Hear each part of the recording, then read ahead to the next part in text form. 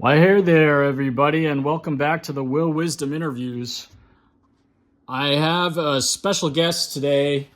You may be wondering who he is. You may already know. You may suspect that it's Mr. Dan Curley, horror icon.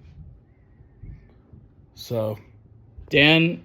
This is an emergency interview that we're doing on the spot, unprepared, because we have to get the latest on your book, which has been expanded. Please tell us the latest.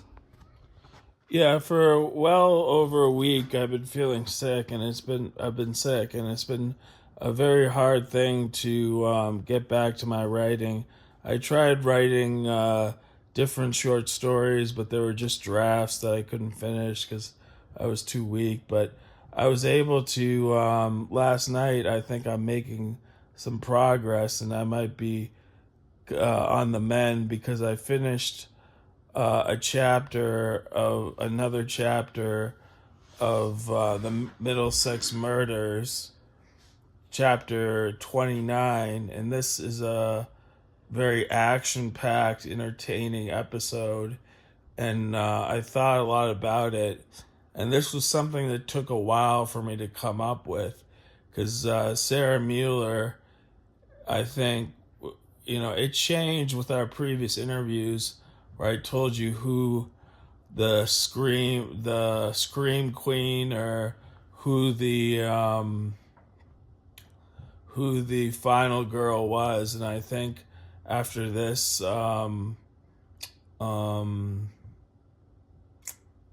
chapter, it's clearly that it's she. And Kadeem is a police officer from the previous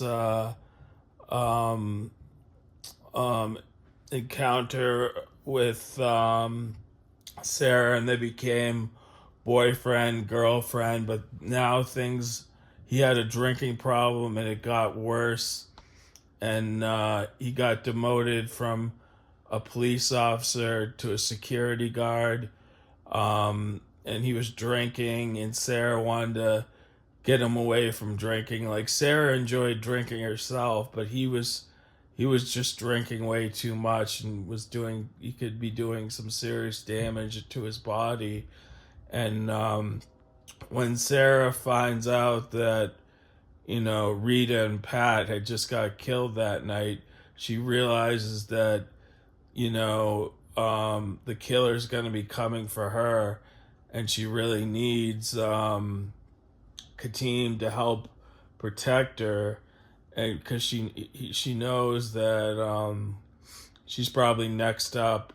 And what happens is that Kadeem is kind of dismissive of the killer Leonard coming back, and he just believes, because time has passed since the last story, the last encounter that I like that word, encounter, Dan. yeah, the encounter of the different characters, like 6 to 8 months, and so there's been a separation already between Kadeem and Sarah, but Sarah wants to get back together, and she just wants to make sure he's safe too, and she goes to him for safety, and he eventually says, okay, I'll drive you home, and he goes into the bathroom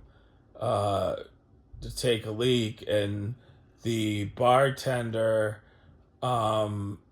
notices that after a while, Sarah is, wondering where he is, like he's taking too long, and he says, well, there's no one else in the bar but us three: Kadeem, Greg, the bartender, and Sarah. And oh yeah, Sarah is no longer a prostitute. She got a job as a waitress, which is good, and things were going good. But what happened is the killer Leonard was in the bathroom waiting for Kadeem, and when Kadeem was pissing, he pushed him from behind, and Kadeem got pissed off and he turned around and was ready to fight. But when he saw Leonard, he was thrown off guard, and Leonard just started bashing his head against the wall and hitting his head against the toilet, like really doing damage to his head. And she goes in there, Sarah sees it and starts screaming, and Greg the bartender gets a bat and tells her to call the police, and he comes in with the bat, and Leonard takes the bat right out of his hands and kills him fairly quickly. He's more brutal on him. And when Sarah comes back to check on Kadeem, his head is resting on top of the toilet, and Leonard smashes the ball bat onto his head and kills him. And Sarah runs to the door, and when she opens the door, I'm there holding a gun, and she holds on to me. And one of my famous lines is when Leonard's standing out there by the back door, the exit, the emergency exit. He says, "It's time, Leonard," and he shoots him 3 times. And he's trying to get Sarah to safety out of the way. And just for that split second, the police show up, and he tells Sarah to wait by the ambulance, and Chanel, the sheriff, come in, and he tells her, I shot him 3 times, and they notice that he's gone. So very scary part. And Chanel just said, "We're going after him," and he couldn't have gotten very far if you shot him 3 times. But of course, we don't know if he was wearing a vest, or if my character didn't hit him well enough. I certainly don't know if he was wearing a vest, Dan. Yeah, you and about a lot of people. I probably won't have him wearing a vest. I'll probably just 3 times and not getting into a fatally wound shot, and he was gone pretty fast, so he must have been all right. And my character at the end is taking Sarah home to her house, and that's pretty much how that chapter ends. And that's going to lead more into he's going to stay with Sarah, and that's more where he's going to stay with her, where he left the 3 other girls, Gabby, Avery, and Paris, alone with 3, because the guy's like a multi-millionaire he came from wealth, and he's got the security to keep them safe. And he knows that Scratch isn't coming. Leonard's not coming for them right now. He's coming for Sarah, and he wants to get her now because he's the next target. So he's gonna stay with them, stay with Sarah, and until Scratch makes another attempt at killing her. And I think I'm gonna have there be a break in time, and have time go by, because that's what I did in the previous section. After a few kills, I waited 6 to 8 months, and the characters they hadn't moved on totally, but they had just stuck together and had each other, being able to deal with it as a team. But now that some of the friends have been killed, like Rita, Pat, and Tyler, that's really I think Gabby was someone you expected to see make it through the book. I considered killing her off, but I think the only time I would have killed her off would have been when she discovers Pat's body, and Leonard is right there looking over her shoulder, just preying on her fear, and he doesn't kill her. He just wants her to live. I think when he comes back after missing for a long time, because I want to develop a relationship between myself and Sarah, and I think because I already have a relationship with Avery, but I'm not sure that that's gonna work out now with everything that's happened. And I think what it's going to come down to is after the break, she she is actually, like before I said this book isn't going to have trauma, but this part is, it's not exactly trauma, but it's like sometimes people who grieve, they grieve in different ways. Like they have, sometimes they grieve by staying away from the people that were friends with their friends. Like this is a group of friends, and she can't be around them because they triggers her, and her, me and her were so called together. And later I think in this book I'll explain that she only kept in contact with him for a while, and then had to tell him that she had to get rid of this, uh you know had to grieve, and she tells him that she's not talking to any of the friends, and he was the last one left that she didn't cut off, but she had to for her own self-preservation. So she goes it alone, and that's pretty much the end of their relationship. And for the longest time, in the beginning, they thought it was a bad idea anyway for those two to get together. But Paris, of all people, stuck up for them both and said that they could be happy together. But it's I've considered a lot of possibilities and creative ideas.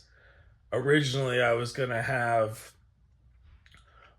Avery be in cahoots with Leonard, the mass murderer who she was dating back in high school. He was an older man, and have that become the surprise. Instead, I've got a different surprise up my alley.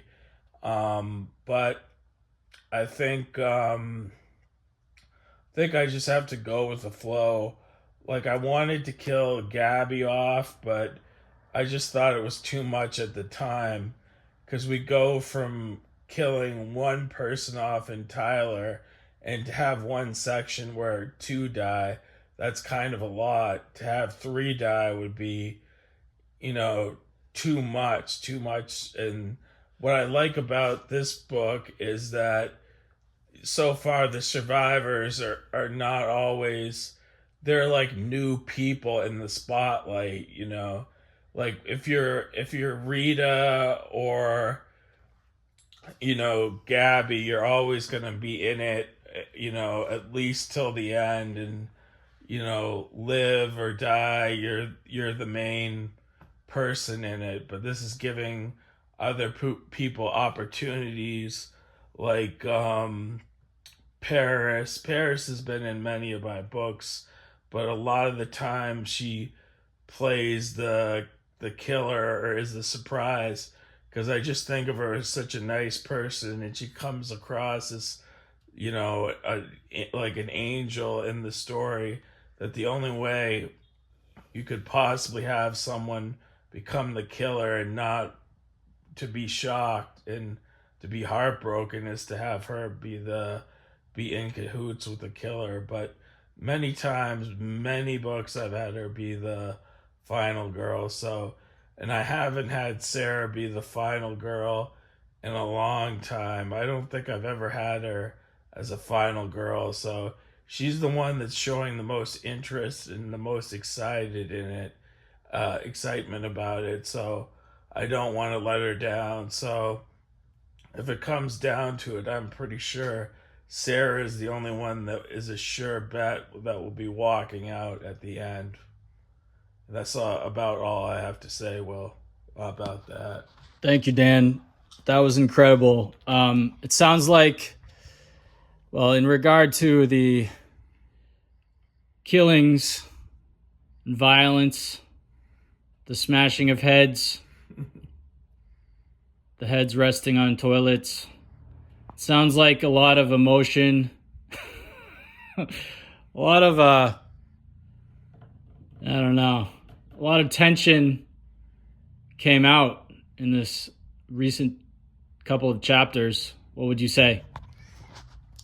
I'd say so. I say that was a part where I, with between Kadeem and Sarah, when I finished off the part, when I was stuck in limbo for a while when I was sick, I had just killed off Pat and Rita, and that was a big deal. So I left it. There was room, some doors open for some other characters to step up and become bigger characters in the story because the story's not over. And I wanted to do something with Sarah and her and Kadeem. I just couldn't bring myself to have their relationship be like, perfect. I needed, I think, that it also teaches a lesson about drinking and how it can affect people in their lives, where he's demoted and he's basically failed his life as a man, and his girlfriend is the one that believes in him most and tries to stick with him, but he doesn't give her many reasons because he just has problems, and unfortunately it ends up costing him being drunk so much that he couldn't fight off the killer, and like you said, had the bashing of the heads, that he was not able to put up the best fight against him, because I mean, when he got jumped from behind, he didn't have a good start, and being shocked who it was, because he didn't believe that guy was still alive. He didn't believe Leonard was still alive or around. He thought, something happened to him. That's why he was gone for so long. Like, he would have done something by now if he was still in the process of, wanting to kill off that circle of friends and get back with Avery. I do have a cool ending planned. Part of an ending. I know one part that I want to start, but when I get there, I'll know where to go. I just make it up as I go along, and things seem to steamroll fast, and it seems to work out with a great ending. Dan, can you just talk about what it's like and what you do when you're in a position in your writing where it could go one way or the other way? What's that like? How do you deal with that? Um, that's not usually too stressful for me, because usually I just feel that as a writer, that's part of my talent, where that's how I can finish these books so fast and write them. It comes to me, if I have two storylines, I'll always see the better one. I always know that this is the better way to go. I'll think about it, I'll give it some thought, but usually I can tell by the way the story's going. I also, when I have two ways to go, I don't just think about those two ways. I think about even my other ways to go. like that's kind of how it happened with Kadeem and Sarah. I I thought of them spending, being at the bar but being together, and I really created a story with Kadeem and her and their bad relation, their separation, and due to alcohol, and really brought those characters to life. And I felt like I had some energy left in me, so there was many different ways I could have gone with them, but I just definitely knew, for example, after Rita and Pat died, they could have gone different directions, but I could have ignored Kadeem and Sarah, but I knew it was their time for their story.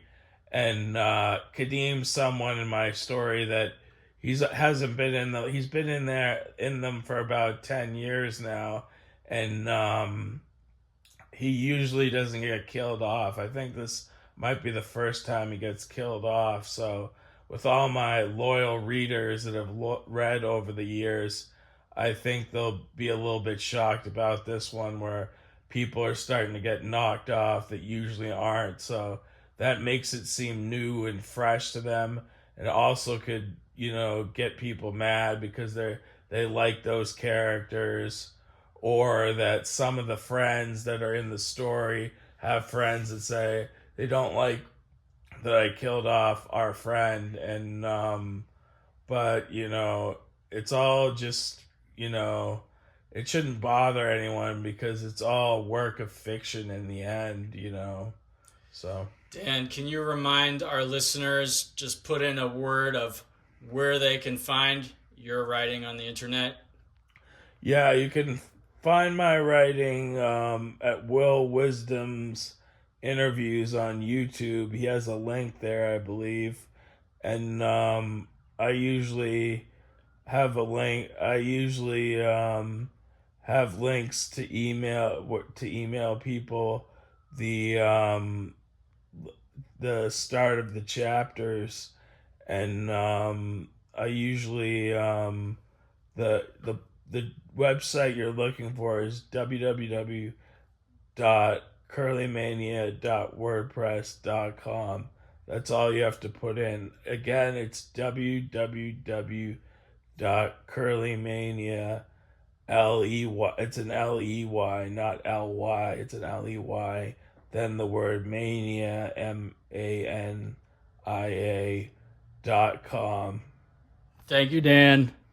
Bingo. Hope you guys got it. If you didn't, use your replay button as many times as it takes to remember that. I gotta correct that because I didn't add WordPress before com. So one more time, it's www.curlymania.wordpress.com. Thank you, Dan. I did go there myself recently, and it is great. It's like a jungle of excitement and great writing.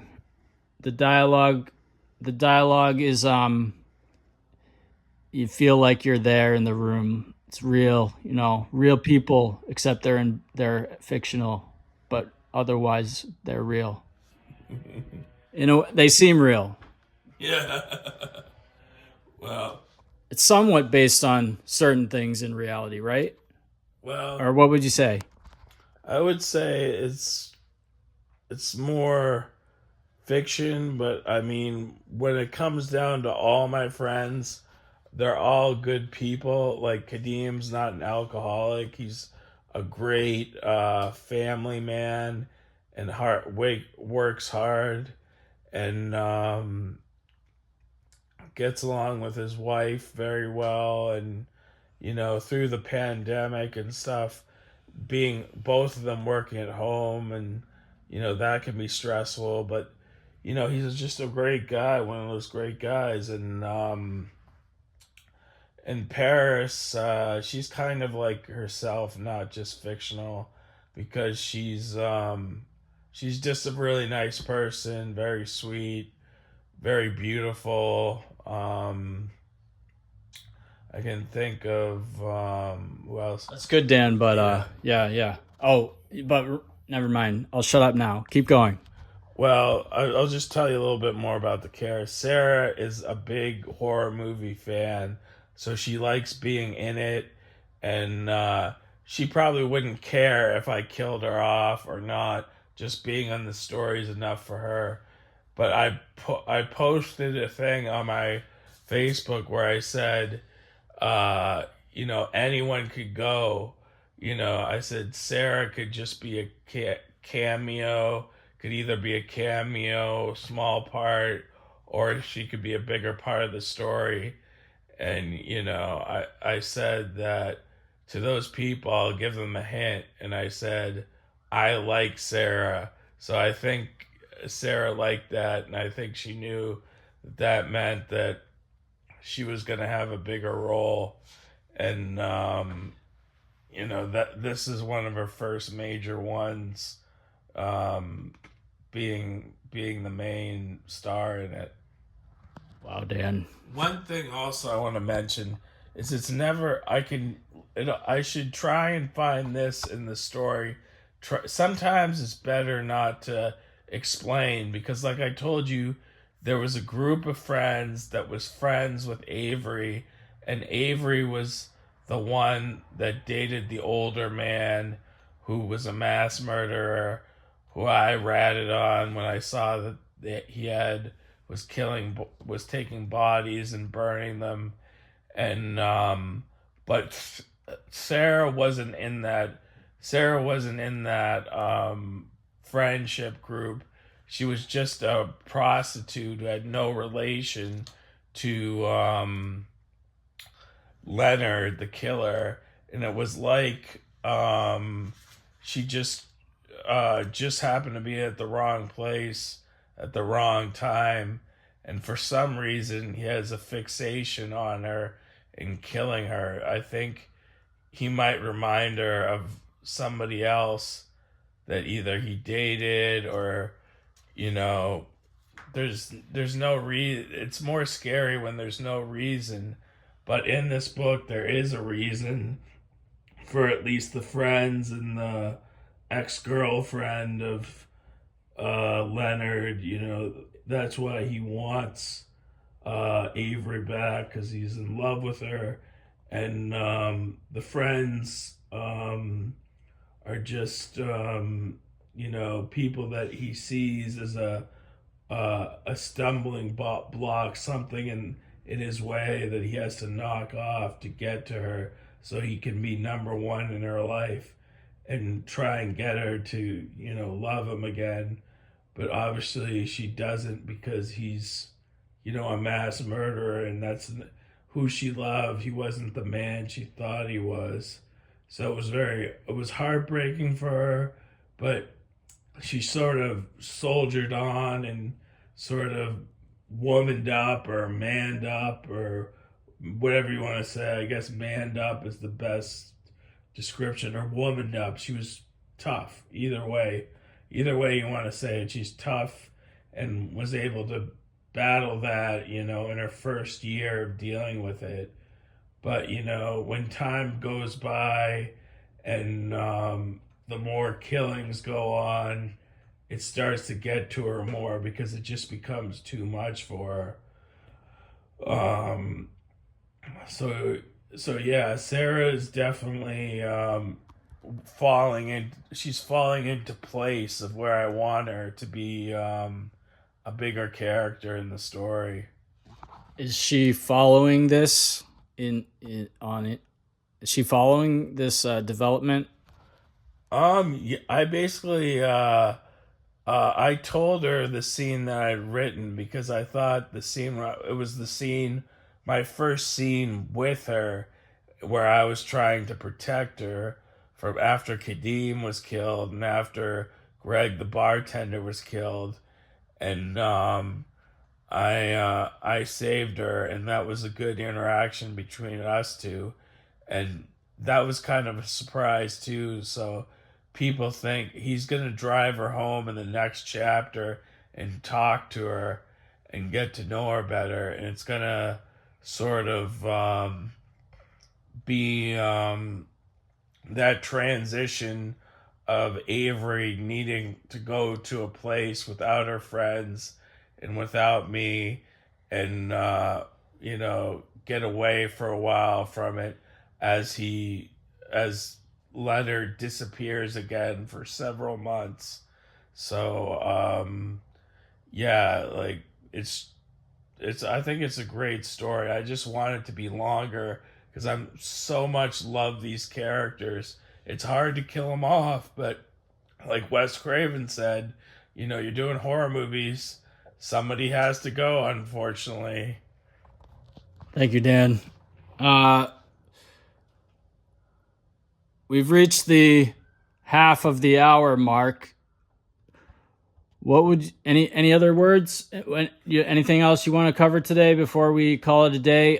We do have a lot coming up on the show in upcoming shows, ladies and gentlemen.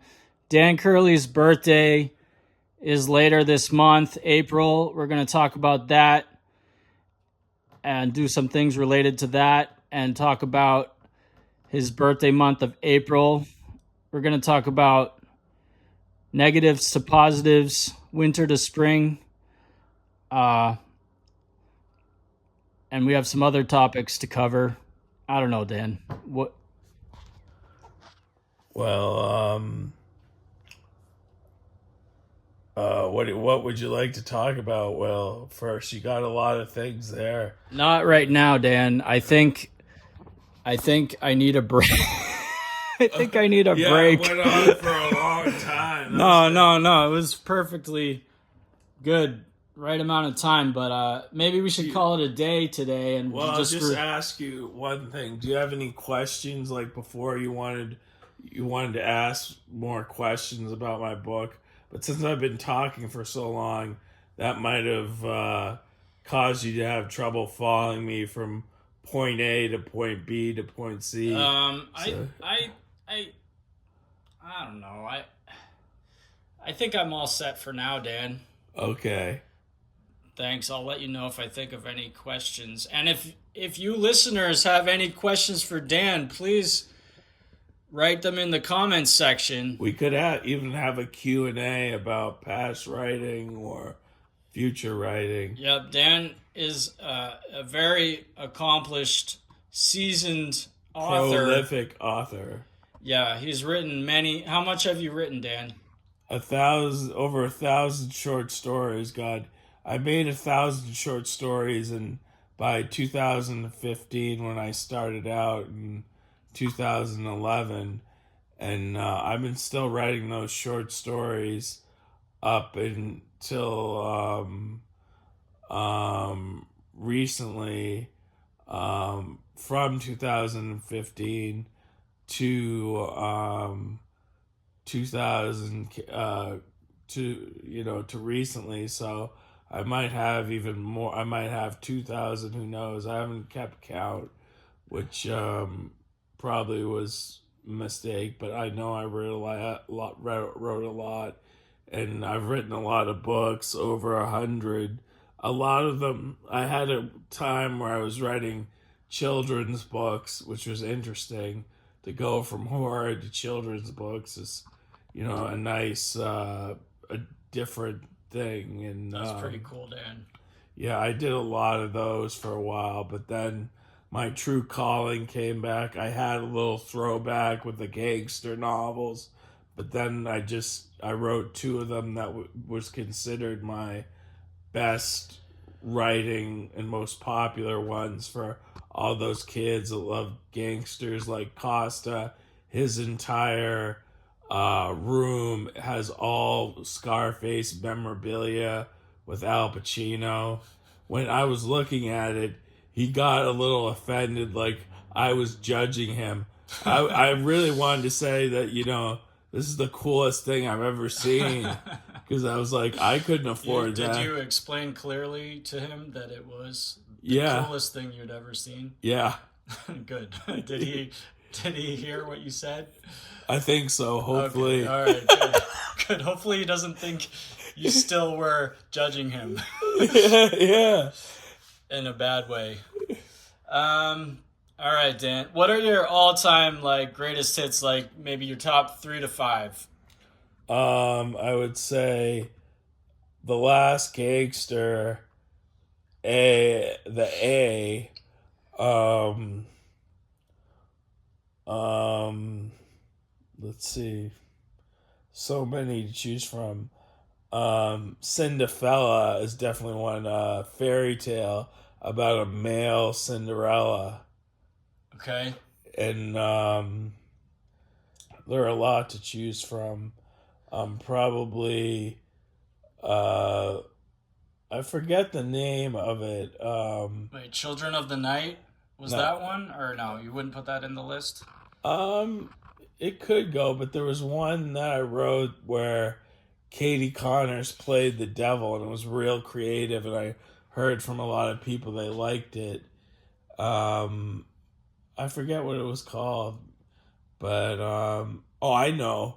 Cut that one out and put feelings in it. That was a great example of something creative, where any person who had a feeling, their true feelings, what made them feel good. If they were a happy person, they were going to turn into a sad person by the witch. And if they were, like a lot of them, people were happy, and it just exposed their greatest fears, and it just turned things around to haunt them, and all sorts of ways to do it. I don't think there was anyone that went from sad to happy.